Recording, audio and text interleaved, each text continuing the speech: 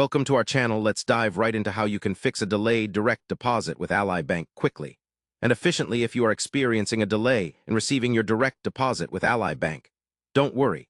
This guide will walk you through each step to resolve the issue promptly. First, check your account online or via the Ally mobile app to confirm whether the deposit has been posted. Sometimes, transactions appear delayed due to processing times, but may still be on their way. Next, verify the expected deposit date. Typically, employers and government agencies send payments at specific times, so comparing with your pay schedule or benefits timetable can help identify if the delay is normal or requires action.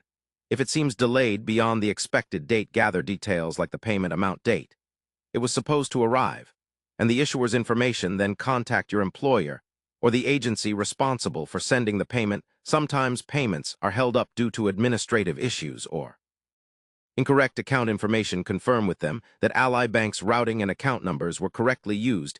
If everything checks out and no errors are found, call Ally Bank's customer service directly at their official contact number.